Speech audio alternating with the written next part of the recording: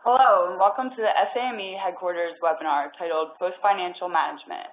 My name is Nicole Matthews, and I will be available to assist with any technical issues that may arise. If you have trouble connecting, please email me at nmatthews@same.org, or you can call WebEx at 1-866-229-3239. During the presentation, please submit all your questions through the Q&A box located on the right side of your monitor and send to all panelists. Not all questions will be answered during the live presentation, but we will do our best to ensure that a complete list of all questions and answers are sent out to all participants after the webinar. In order to improve our education programs, a brief poll will be administered in the beginning of the presentation, as well as a short survey following the webinar. Please take a few minutes to respond. We value your feedback. Finally, our webinar today has been recorded. Within the next 3 business days, you will receive an email providing a link to today's presentation. Once again, thank you for your participation. I will now hand it over to Mark Bialik, Director of Membership and Post Operations with SAME. Thank you, Nicole. Good afternoon. I'm Mark Bialik, Director of Membership and Post Operations for SAME, and I will be moderating today's webinar. I would like to welcome everyone to our webinar on behalf of the Society of American Military Engineers. We hope you find it valuable to you and your post. So, welcome you to our webinar of Post Financial Management. Our main goal for today's event is to give the post some guidance for post operations, filling out the annual report, the IRS 990, etc. Now, please allow me to introduce our presenter. Our presenter is Kathy Wilson, Director of Finance and Accounting. I'll have closing remarks for you at the end of the webinar, but at this time, without further delay, on to our presentation. Welcome, Kathy.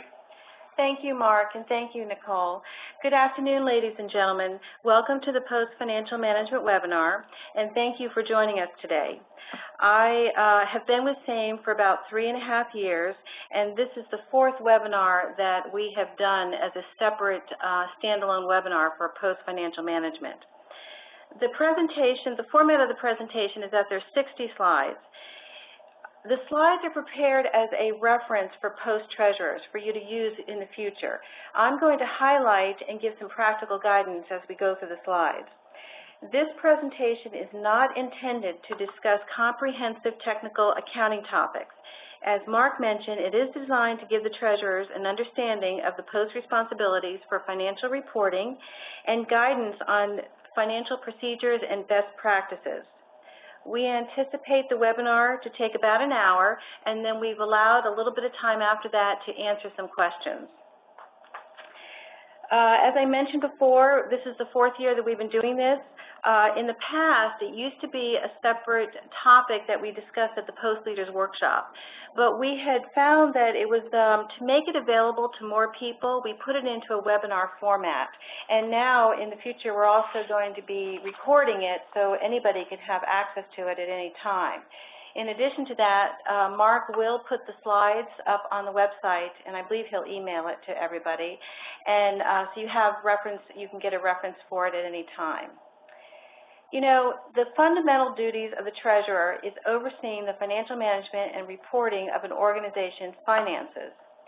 Your fiduciary responsibilities are important to the Post and to SAME headquarters, because we rely on the information that we get from you to do our fiduciary responsibility for our reporting to the IRS.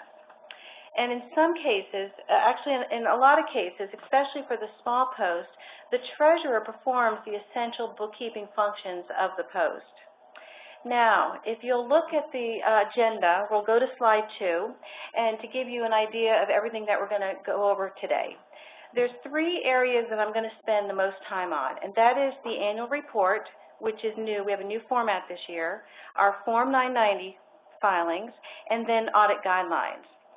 If I go through some of the other areas and you have more questions, you're welcome to send questions to Mark, and I will prepare a response for the questions, and we can put it up on the website for everyone's benefit.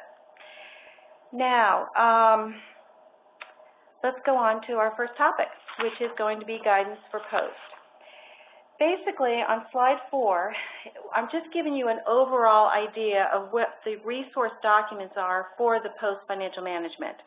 We have the Post Operations Manual, which was updated in January of 2014. That's on the website. I recommend that you read that because a lot of the information in this webinar is from that document. And Chapter 3 is on financial management, and there's some very good information in that document for the Post Treasurer. From a national perspective, for national governance, Same National has a constitution which was amended a couple of years ago. We have our own bylaws, which was recently updated in our May 2014 board meeting. It's not uncommon for us to update our bylaws on an annual basis, so our most recent one is from last May. There's also an ethics primer out there for you that you can look at. And I also wanted to remind everybody, in case they don't know, Same Mission has updated their mission statement at our last board meeting, and that's also available on the website. The other thing I wanted to mention about your organizational structure is that all the posts are a subsidiary to Same National. That means they do have a separate tax identification number, but they're legally bound to Same's constitution and bylaws. But even though we have a bylaws here at Same National, every post must adopt their own bylaws. Every organization has to have an organizing document. And so the post uses the template that Same National gives them to do their bylaws. And as a reminder, they're supposed to be updated every 5 years. The other thing I wanted to mention is that if you have not attended a Post Leaders Workshop, I recommend that you do. It is a they do a great, Mark's team does that, and they do a great job, and it's a great way to get information on running the Post, not just on financial matters, but and to share ideas with other people that come to the workshop who might be a Post size similar to your own. The next one is scheduled in February. We usually have one on the West Coast in the early part of the year, and that's February 19th at Phoenix, Arizona. So if you're interested in that, you can sign up for that. Now, I'm going to get right to the first requirement of your reporting, and that is your financial reporting to headquarters. All posts are required to submit a report to headquarters. And the reason why we need this is because you get your exemption, your tax exemption status from Same National, which means you don't have to file a separate application to get separate exemption from the IRS. So the IRS requires us to have some oversight or monitoring of your activities. So the annual report is what you report to us that fulfills that requirement for the IRS. Also, on that report, we have a requirement that the post to be in good standing. A good standing criteria is that we're going to give you your post dues quarterly. And in order to be in good standing, you have to have submitted your annual report to headquarters. Let's go to the next slide. I just wanted to go right into the annual report and tell you a little bit about the changes that we're doing. We made changes to the format for a couple of reasons. One thing is that headquarters was interested in getting an idea of the number of volunteers and the number of hours at the local post level. It's common in the nonprofit industry to report on volunteer contributions or to see how many people are contributing to our mission. So what we've done is we've added a page to the annual report that will give us some of those statistics. In addition to that, we found that we put the annual report in an Excel format. In the past, you would go online and do the report. But now with the Excel format, we think it'll be a little bit easier for you because, number one, we've added some guidelines for every line item so you know how to complete the report. And also, we've added some fields that are automatic totals by formula. One of the things that I noticed in the past is that when the Post would do the annual report online, it would be a common mistake that the detail for the revenue would not equal the total revenue reported on the report.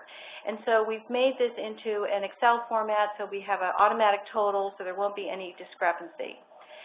Another thing that we found out is that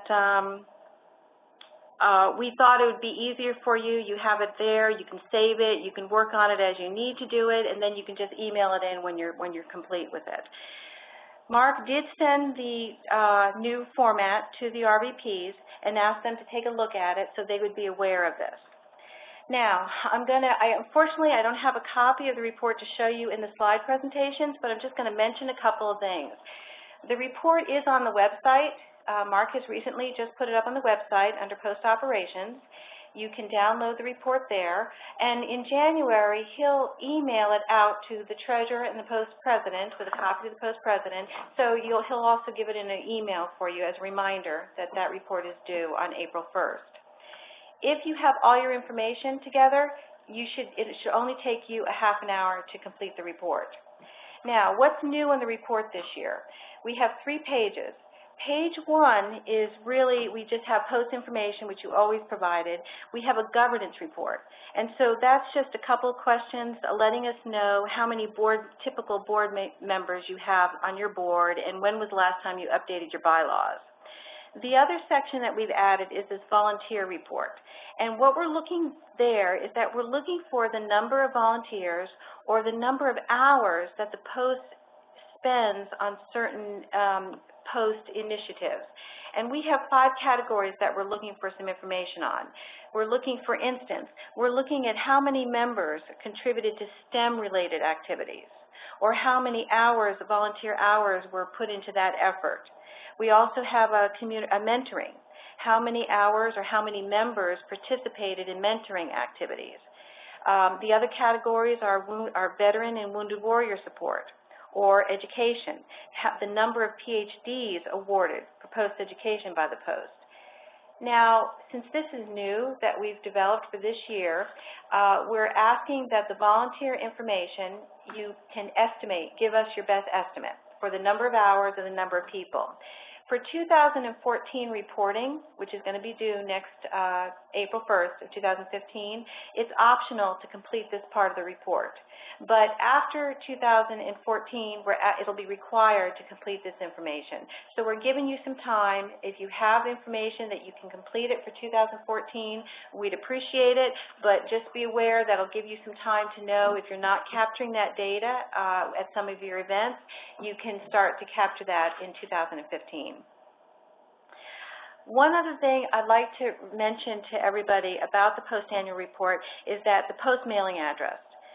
The Post mailing address that's reported on the annual report needs to be agreed to the Post official address that's on the Form 990 filing. The second page of the report is the financial information. And we used to call this the Post Financial Report. Now we've renamed it Post Annual Report because we're asking for more information other than the financial information. So when you see the second page of the report, it's an Excel document. It's basically the same format as the annual report or the financial report as last year.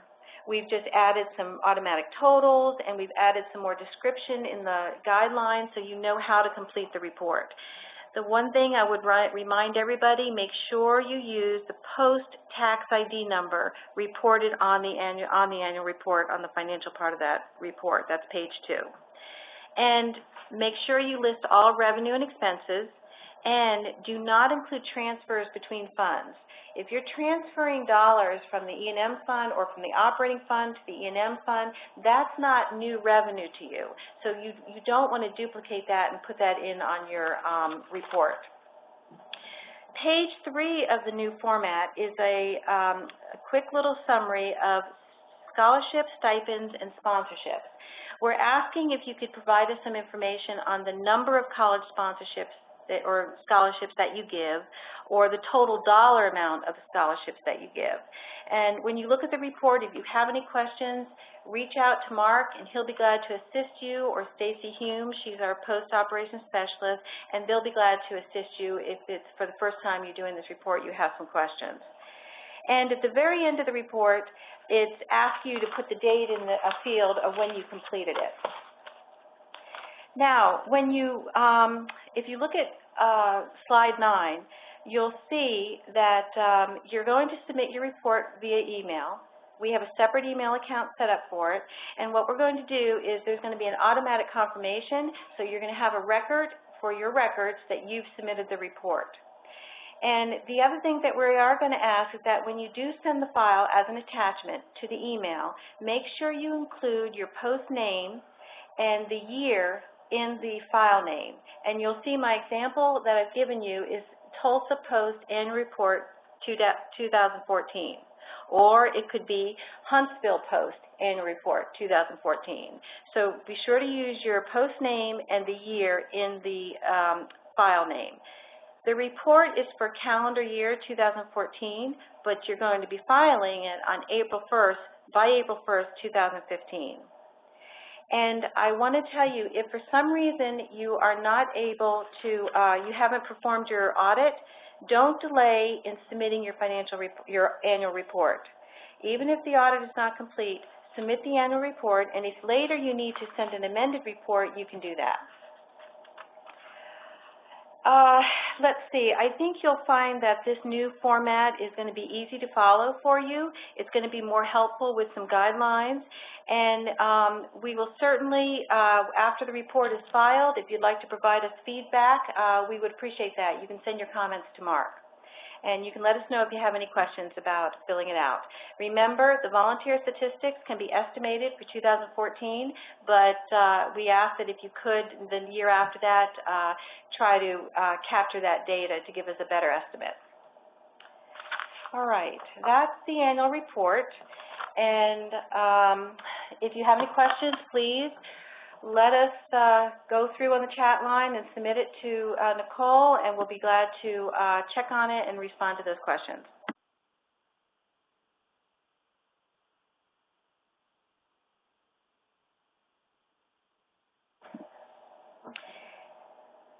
All posts, unless you're separately incorporated, are tax exempt as a subordinate of same headquarters.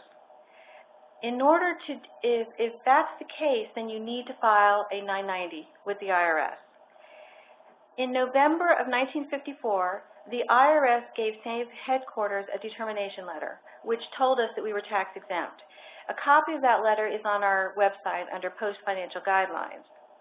So in order for you to be tax exempt for federal income taxes, you need to be a subordinate organization of same headquarters. What this is nice is that you don't have to go and file your own paperwork with the IRS to get tax exemption status. That's a time-consuming process, and the IRS, there's a fee associated with that, and the IRS might not grant that tax exemption. So how we do this is that we send a report to the IRS every year, and we list all the posts.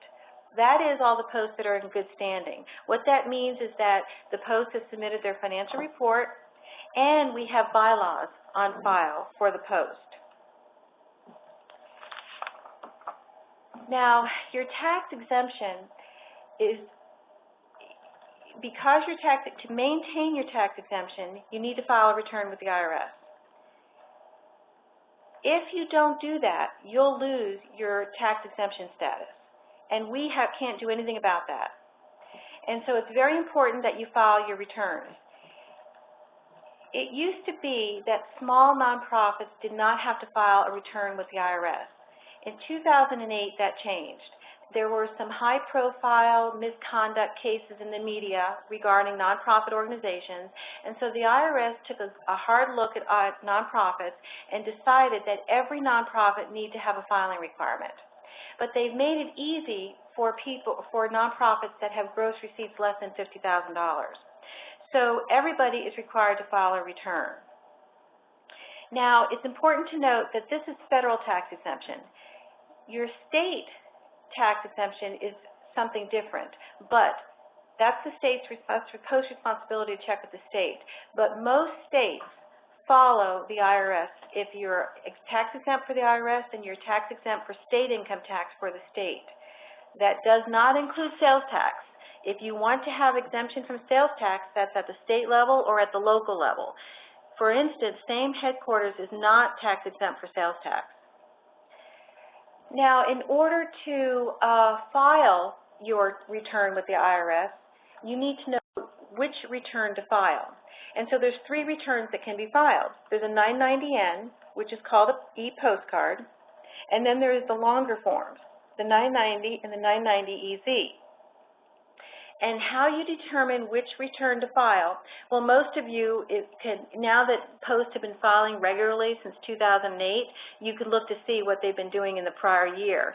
But technically, how that's figured out, because there could be 1 year where the Post has gross receipts greater than $50,000. You're supposed to look at your normal average gross receipts. So for instance, for 2014 filing year, what you would do is take your gross receipts for 2012, 2013, and 2014, and you would add that up. And let's say that all those 3 years total $135,000. You divide that by 3, so you come up with your normal gross receipts as $45,000. If that's the case, you're going to file the 990N because it's under $50,000, which I'm going to show you shortly the criteria for the filing status. And it's important to note when you're doing that calculation, you're including all your gross receipts.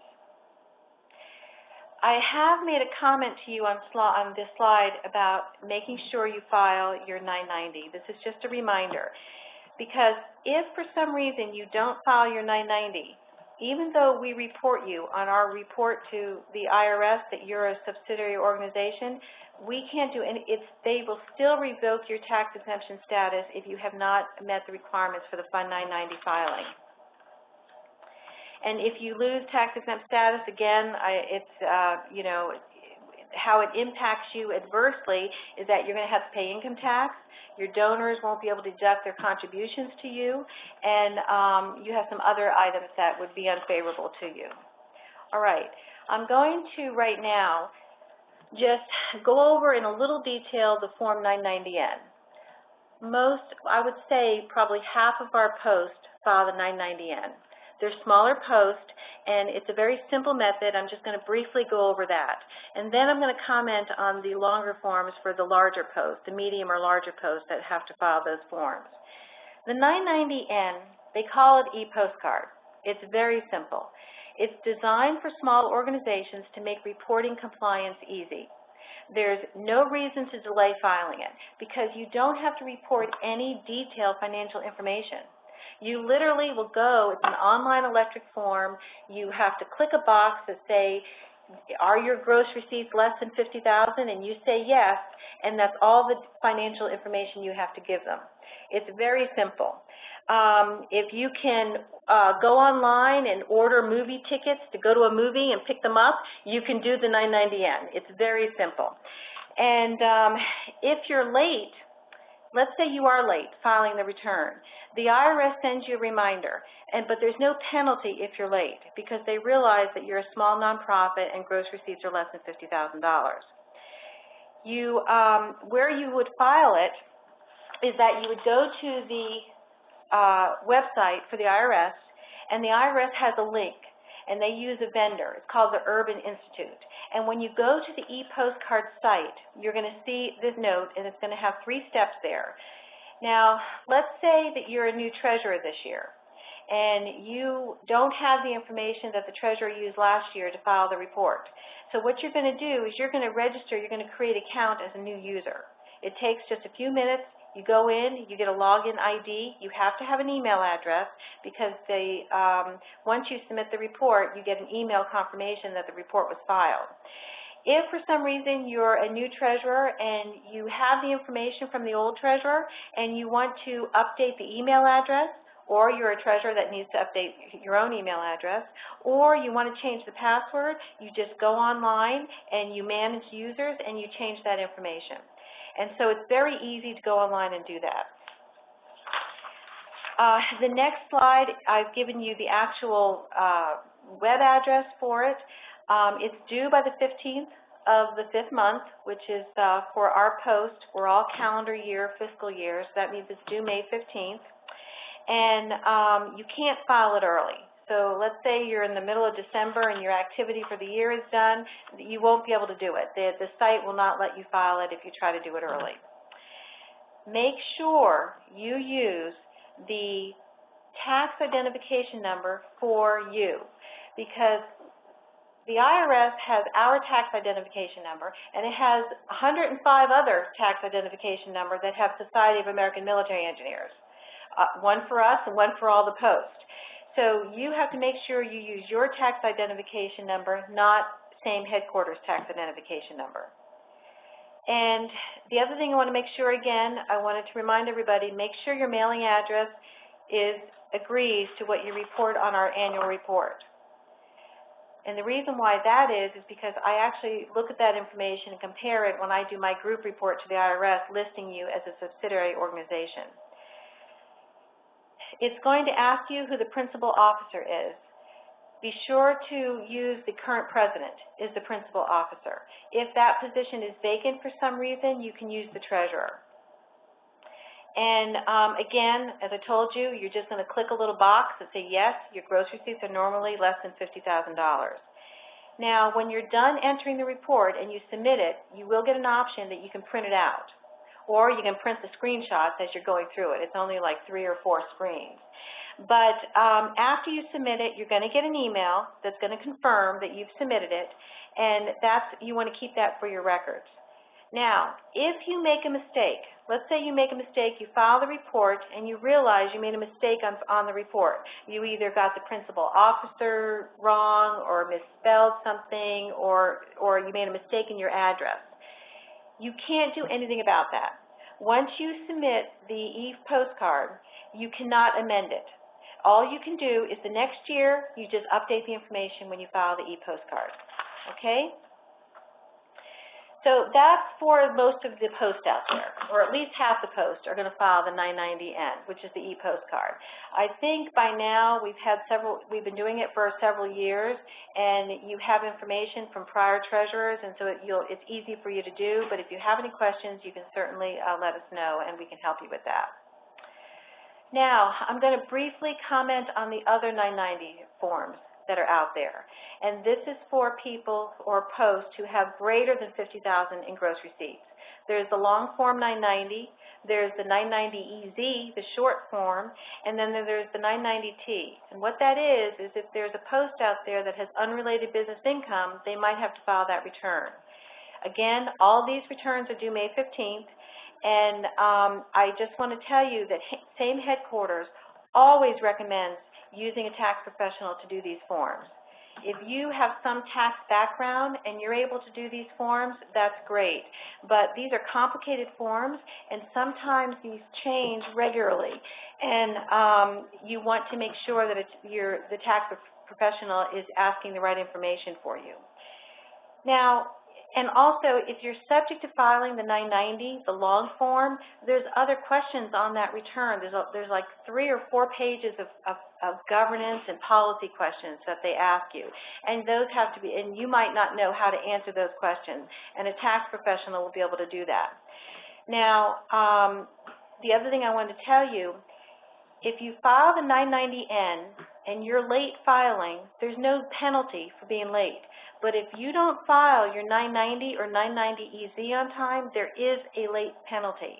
Now, you can ask for an extension, but if you don't ask for the extension and you file late, you will be subject to a dollar penalty, and it could be significant.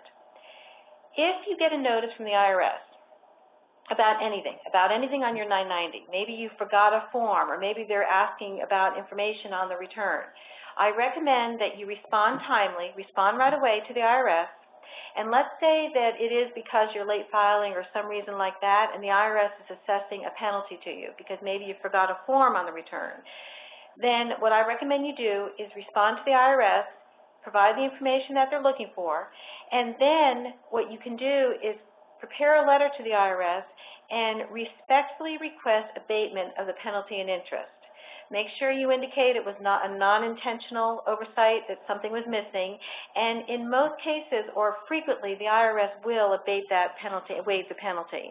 So it's, I would recommend that you you handle it that way. If you are working with a tax professional, that's what they will do, and they can do that for you as well.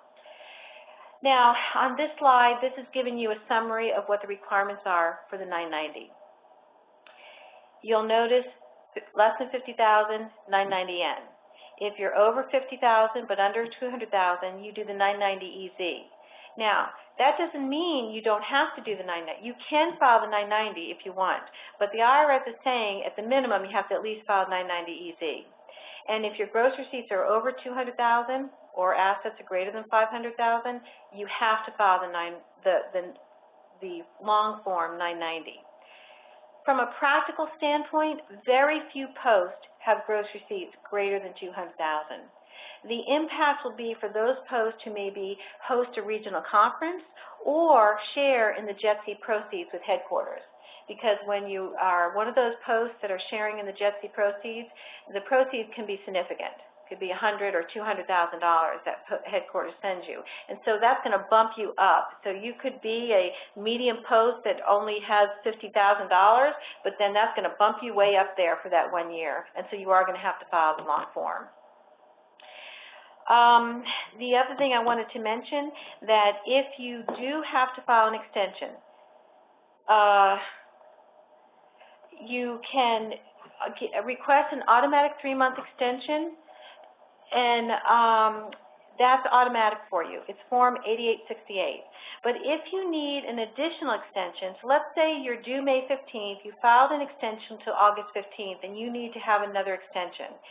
And the last extension would be another 3-month extension till November 15th. That is required, you have to show cause. So the first time you submit an extension request, it's automatic. The second time, if you need to submit an extension request, you have to get IRS approval that they're going to allow you to have the extension. But by all means, that's available to you if you need to do it. And last, remember, you need to send a copy of your 990 to same headquarters. If you're getting a 990 and you're filing a 990N, send us a copy of the email that you get from the Urban Institute confirming you filed the 990. Well, those are the basic requirements of the 990s. Again, I don't go into detail about the longer forms because we recommend that you do get a tax professional to help you with that. But if you have any general questions, you're welcome to ask us and we'll assist you with that.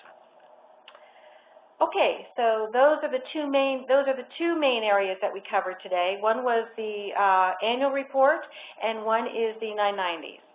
The next couple of topics I'm just going to briefly comment on, just for your reference. Post dues.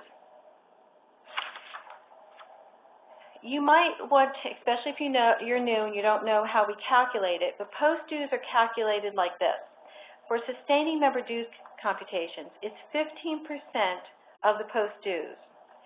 The dues come to national headquarters. The post is not allowed to collect dues or to make assessments on members. All the dues come to same headquarters, and we take out the national portion of the sustaining member dues, and 15% goes to the post. We pay those quarterly, of course, if you're in good standing. If you haven't submitted your annual report, you're not going to get your post dues. That's another incentive to be on time to do your annual report. But what we do is, for instance, for the quarter ending December 31st, we're going to send the payment out at the beginning of February. And again, the quarter ending March 31st, we're going to send the payment out the beginning of May. So you do get those quarterly. The IM dues calculations are a little bit different. They are done twice a year. We send them out in February and August. So basically, we do, Mark staff does a membership baseline, and we do that on January 1st and on July 1st. And on January 1st, it's all the members and what post they're located, tied to as of January 1st. So we take all the membership dues from IMs, and 20% of that is what we allocate to the post. And that allocation is based on the baseline, basically. We take, how many IMs are at one post over the total IMs, and that's the allocation that we use from the total dues to go to you. That is semi-annually. We send it to you twice a year. When we do send the dues to you, we send it by EFT. And so, but we definitely have to have your valid bank information and the treasurer's email on file. The email goes out to you, goes to the treasurer. Liz Augustin is our senior accountant, and she processes it, and the emails come from her through our accounting system. And so it gets sent to the treasurer. And the day you receive the email, 2 days later, since it's ACH payment, you'll receive a deposit in your bank account. And the email is very clear. There's a separate email for sustaining members and then a separate email for IMs. So you know exactly what you're getting and how you can record it when you receive the payment. We don't send any detailed invoices out, but if you need more information on who that's comprised of, you can certainly contact us and we can get that information to you. But it's very important to notify us if you're not receiving that email, because that tells me that we don't have your correct treasurer email address on file, and we need to update our information. Remember, whenever there's a change in post officers, you need to submit a post officer change report, and that would be one of the reports that you would submit letting us know about the email address. So please let us know if you're not getting that.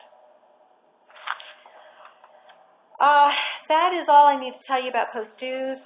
The next topic is insurance, and on this topic, I'm only giving a very, very brief overview. I'm just going to comment on a couple of things, but if you have any insurance questions, I provided in the webinar the contact name of our insurance agent, and they can assist you with any information. In addition to that, at the end of our post operations manual, we have a page devoted to the insurance coverage, and we are asking if you have any other additional information. Our office manager has been designated the person for the post contact if they have other information about insurance. But by all means, if you have an event coming up and you're looking for cancellation insurance or anything like that, call our insurance agent directly. They'll be glad to help you. Also, on our website, we do have some information on insurance and on contracts, good practices about what you should include in your contracts, which is related to insurance. So basically, the Post has 3 types of insurance available to them from same headquarters. General liability, which includes your events, your small events, directors and officers, and then if you have a larger event for meetings or special meetings, you can get cancellation insurance, but you would have to submit an application for that separately, have it underwritten separately. The only thing I want to comment on general liability is I want to make sure everyone understands what that means. It's injury or property damage to third parties. A third party is not the members, it's not the volunteers, it's not the employee of the Post. It's an invited guest or the general public that are at your events. It insures against actions that we do to others. Now, some activities are excluded from this.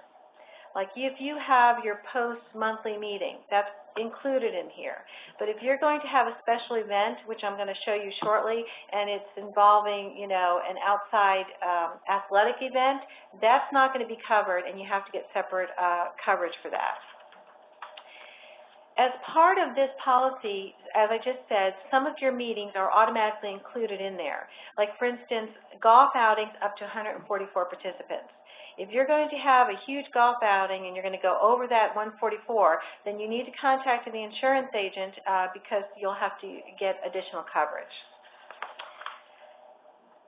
If you'll notice on slide 32, those are some of the type of activities that are excluded, and you can see why. I mean, balloon rides, if you're going to do it, that's probably going to have a different risk level than your monthly meeting, and so that would have to be something that you'd have to have separately underwritten.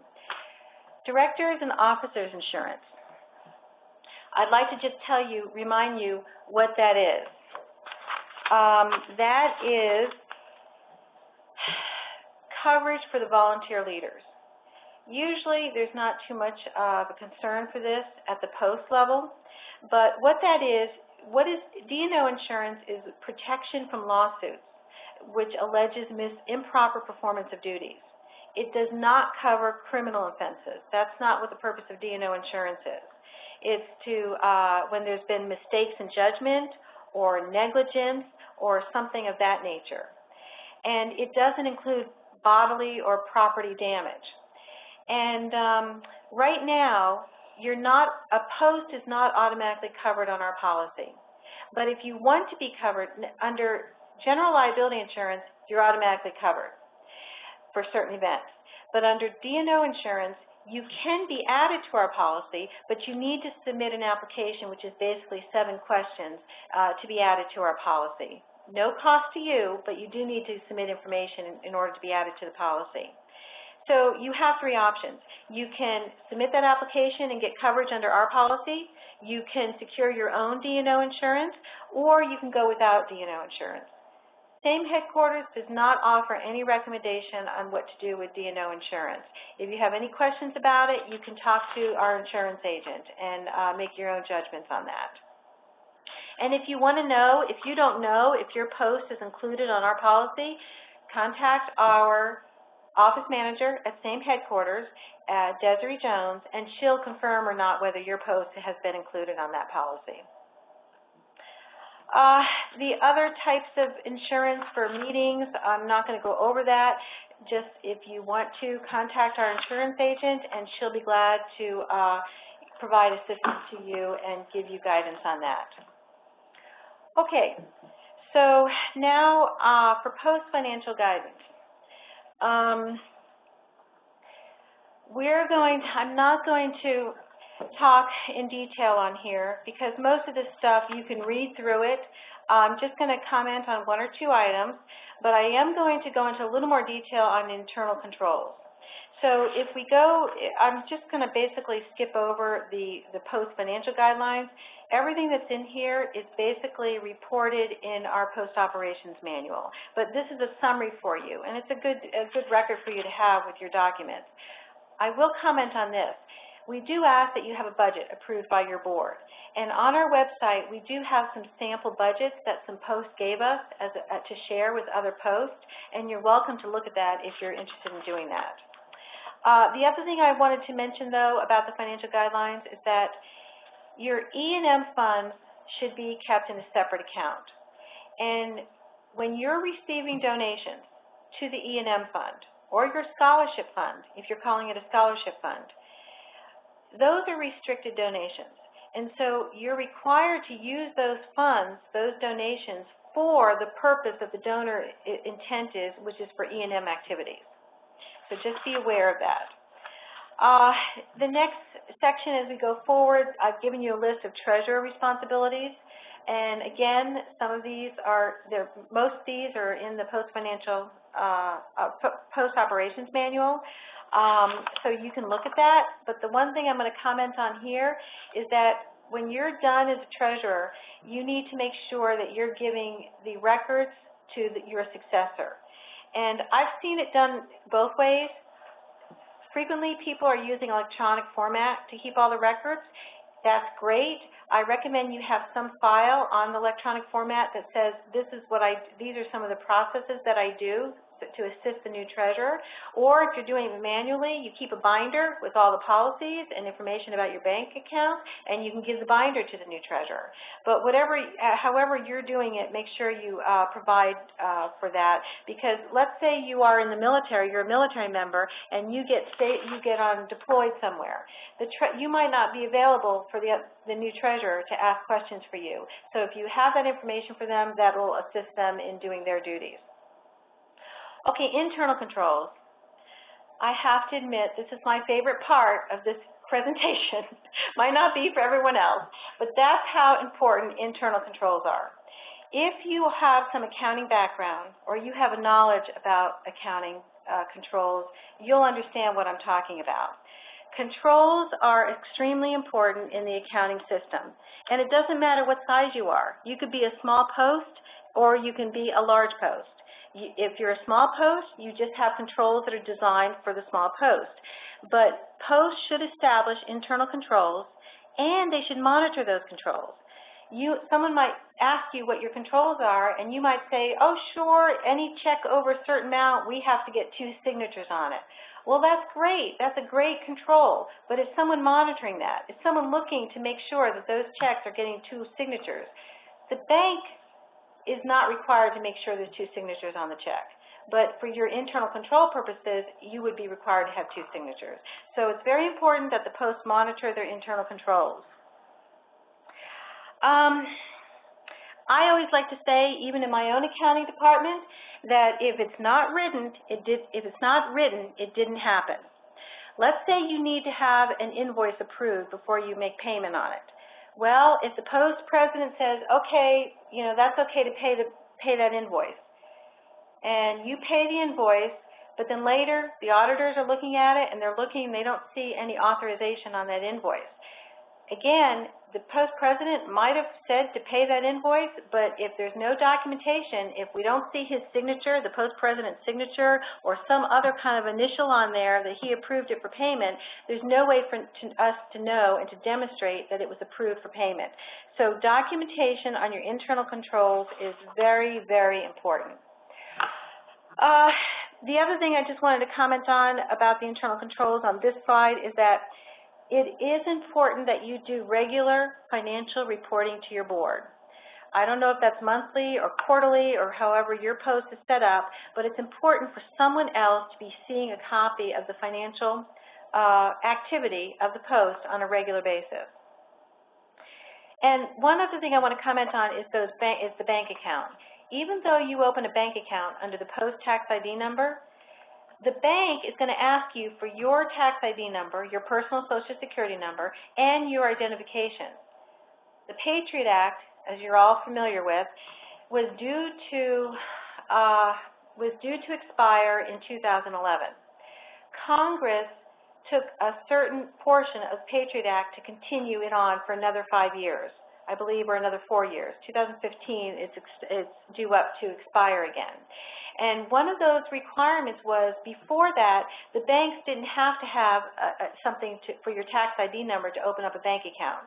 So when you go into a bank to open an account for the post, that bank account is going to have the post tax ID number tied to it. But the bank is going to require to have your tax ID number because they need to authenticate your identification as a signer on the account. So that's why when you open up the account, you need to provide your personal information in addition to the post tax ID number. One other thing I don't have on this list is no personal loans as a rule. No personal loans from the post bank accounts. The other thing I wanted to mention is that the segregation of duties. For a small post, when we talk about segregation of duties, we're talking about one person doesn't do everything. So we have different people doing duties. If you're a small post, that's a little bit problematic because you don't have a lot of people to do segregation of duties. So what we tell you to do, we would recommend you to do, is use compensating controls. And I'll give you a perfect example of that. Let's say you do have one person who's making the deposits and performing the bank recs, or signing the checks and performing the bank recs. So what you could do is have the bank, when the bank sends the statement, that person does not open the statement. You have another board officer or the president open the statement, initial it that he or she opened the statement, right from the bank. So you're getting a source document from an outside location. Someone else is opening it. Just take a look at it and review it and see if you just see anything that strikes you to be inappropriate, and then you can question the treasurer about it, and then you give it to the treasurer or the person who's performing the bank reconciliation. That, what we call, is a compensating control. You're compensating for the fact that you can't segregate all your duties, but you've put in another procedure to allow for some other oversight into the procedure. Again, scale the procedures for the post size. Okay, now we're going to talk about audit guidelines. This is the last section that has the most detail in that I want to talk about. I'm going to talk about this for about 15 minutes. I frequently get questions about audit requirements, especially for small post. Remember, on your post-annual report, you have to include the last audit date on the report, and you need to document your audit results. Again, you can't just have someone come in and look at it and say, oh yeah, everything looks great. You need to have something in writing that someone reviewed it and noted that everything is fine. Now, I'm going to mention a couple of posts that I've seen recently who have done some really good jobs. A lot of posts are doing some really good things, but I just happen to have noticed these recent ones this year, and I want to give you an example of some really good reports. For instance, the Denver Metro Post, in their 2013 audit report, they noted good practices. Like, for instance, they're a large post, and they noted things like there was a clear separation of E&M and operating funds. They noticed that there was clear tracking of deposits for the monthly meetings. They also said there were monthly reports to the board, and they had a logical file structure. They kept their files electronically, and they noted in their audit report that the auditors noticed that everything is clear and easy to find and was done in a good manner. The Jacksonville Post, they're another large post, and I noticed on their 2013 audit report, they put it on their post letterhead, and they noted things that were new to the post that year, or they highlighted some major expenses. And I thought that was a good idea because they put some detail into the report. The Cape Fear Post, they gave a nice report. And I've seen some other posts do the same thing, and this is just not just them. I'm just commenting on things that I saw that they did that seemed to me strengthen the audit report and the results of the audit. The Post Treasurer in Detroit told me last year what she does, I believe it's Colette Tuff, she prepares an option paper for the board, audit options. And in that paper, it's a single sheet of paper. She gives definitions and practical guidance because it's the board who determines what kind of audit you're going to have. Not the treasurer, but the board. And not the post president. It's the board. Now, I'm going to just briefly comment on this because I want to get to more of talk about the internal audit. But basically, it's required for you to have an audit. It's in the bylaws template. It's right there in item 3. And the term audit in the accounting industry and public accounting has a very specific meaning. But for the post, an audit essentially means the internal reporting and accountability of the post funds. It's really to test the accuracy and the completeness of information. Ultimately, you express an opinion. You give a report and let the post president or the board know that, yes, you reviewed the accounts, you reviewed the financial transactions, and everything seems to be in good order. That doesn't mean you're given absolute assurance, but you think that it's fairly representative of what their financial position is. The post has two options when they look at an audit. They can do an external audit or they can do an internal audit. I'm not going to discuss the external audit today, but I've given the next couple slides, give some information on it. But that's really when you have an audit performed by an independent certified public accountant in public accounting. That's what an external audit is. An internal audit is when you're having a post committee has been set up to do the audit. It's at least 2 members. In the post template, we say 3 members, but it's at least 2 members because a small post might not have available 3 members to do it. And we recommend that at least one person have some accounting knowledge. Doesn't have to be an accountant, but have some idea of an understanding of accounting.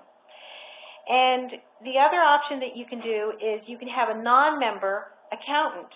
Now, this is not the same as getting an external CPA to do the report. This non-member accountant could be a CPA, but this is someone who will do it as an internal audit and give a report to the board and make recommendations about accounting practices.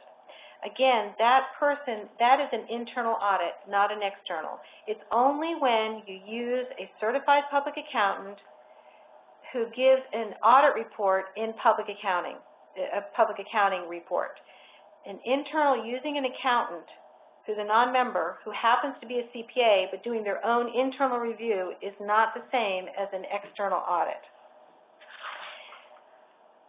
So for the next couple slides, I'm going to skip over the external requirements. That's just information to give you information about an external audit, and we're going to talk about the internal audit committee. Remember, I think I have it later on in the slides, it's the board who determines the internal audit. And what you're going to do, but you want to make sure who's ever going to do the audit is independent of financial responsibility. And most posts will use an internal auditor. It's very important you document your review. and I'm going to show you, I give sort of an example, a how-to do the audit if you don't know how to do it. Again, you're the treasurer, you're not doing the audit, but you can provide this information to the people who will be doing the audit, and to understand it so you can advise the board what kind of report needs to be done. You're just going to prepare a report. They're going to prepare a report at the end of the audit. Just says, I've reviewed everything, how everything looks, everything seems to be in order, and you can give some information into the report that what you found in your findings. And you would give that report to either the board or to the post president.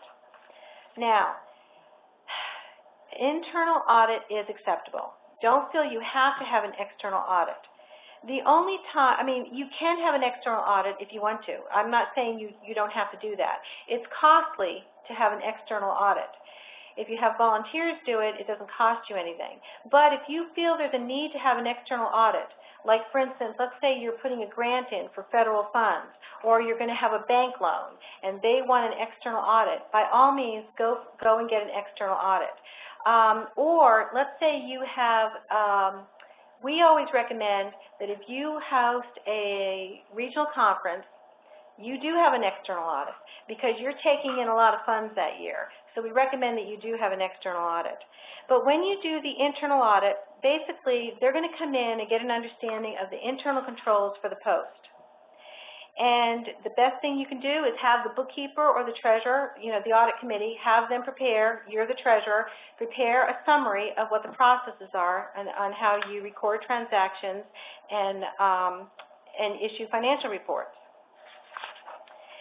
So the next couple of slides is really a how-to do the audit. Like if you don't even know where to begin, you can use this as a guideline, or you can give this information to whoever's going to do the audit, a member, as a guideline.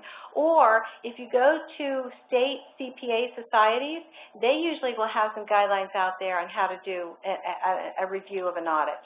And that's a resource for you. But basically, I'm not going to write down or read over everything I have on here, but basically what you're going to do is you're going to get verification, you're going to verify account balances, you're going to try to use outside source documents. What are those? Bank statements, investment statements that are outside, not generated from the post. You're going to make your notes. Be sure to add little notes to your work paper. Let's say you have a sheet and you're making a note. Just make your notes what you looked at to support, your findings.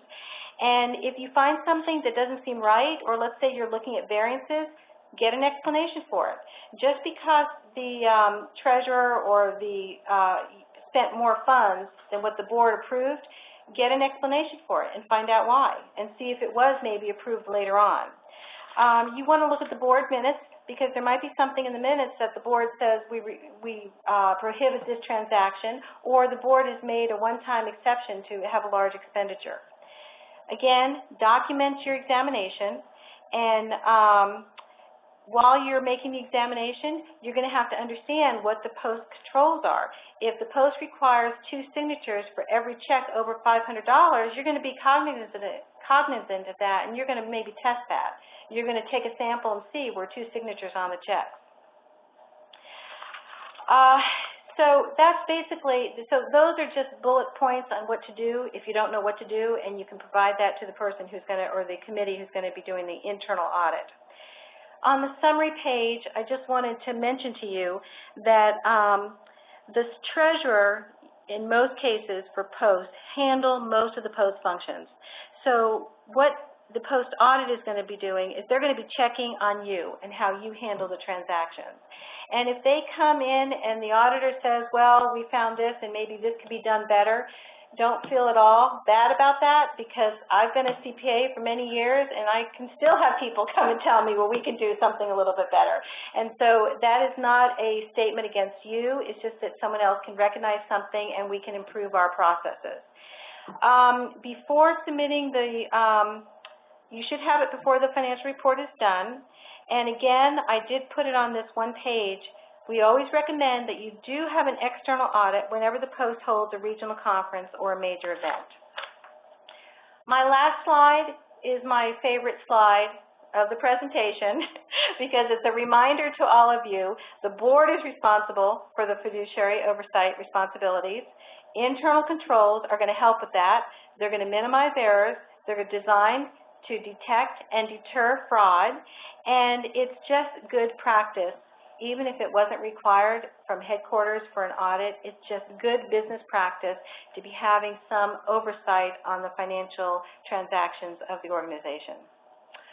Okay, I ran over that quickly. If you have any questions about the audit, you can let me know and we'll respond to them. But I did find that was one area that people ask questions on about the audit. But I see that we've had this post-financial webinar, management webinar for the last couple of years, and I see really improved reports coming through when they do the audit. And by the way, it is acceptable even to say in your report that I'm the committee chair, we did an audit, everything was fine, and they signed the report. That's acceptable too, as long as you document the results of the audit, which is what is important. Okay, the last section, I'm just going to comment on two things, because we're already, I think, at 2 o'clock, a little bit after 2, and I want to leave time for questions. And that is, I'm just going to mention, make sure you let us know if there's a change in your post address or if there's a change in your banking information. That's very important. Make sure you document your internal controls. Again, I've mentioned before, it not only helps in the audit, it helps for the person who comes after you. And the one particular thing I'm going to just comment on is PCI compliance.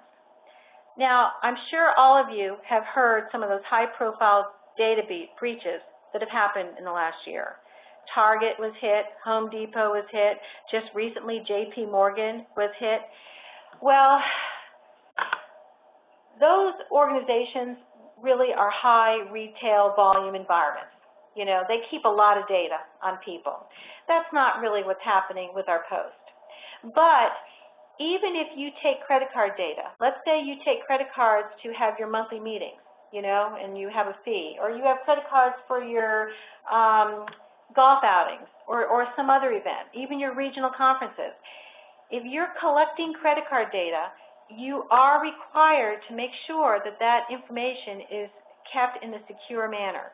And to give you one example, let's say you're a small post and you're having someone fill out a form to charge a credit card, $50 to attend a meeting or an event, but you don't do it at the event. They fill it out when they come to the event, and you go back in your office and you're processing it online or you're doing it manually.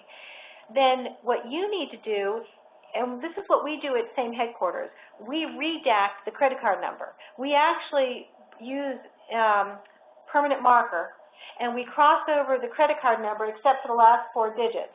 And so we leave the last 4 digits on there, but we're crossing out the credit card data information. We also do not take credit card information over the internet. We don't have anyone submit it to us in a email. So we try to do some things, even though we have our database, we have online, people can put their dues in and pay by credit card. We have events, people can go online and do the credit cards. If we do have any kind of handwritten credit card data at our building location, we do have some policies too to protect for that. So that's just a reminder to you. You're right, you're not in the league of Home Depot or Target or that kind of environment, but if you take any kind of credit card data, just be aware of that, to be a little more cognizant of that. Again, I want to thank you. At the very end, we have a list here of important dates for you. I should have put in red those 3 middle dates because those are the most important from our standpoint about what you need to get to us, and that is your post-financial reports due April 1st, your IRS filing is due May 15th, and a copy of the IRS needs to come to same headquarters. The best time to do it is when you send it to the IRS, send us a copy as well. Let's see. Now, it really has been a pleasure giving this presentation for the webinar. And if you have any questions, Mark's going to let us know, and we're going to try to answer a few questions for you now. And if you think after the webinar that you have some questions, just send Mark an email, and we'll try to compile them and put the answers on the website. That's what we've done in the past. If people have had questions, we'll document them and put them on the website. And if you go to the website now, you'll see there's some answers to some questions that were on some previous webinars.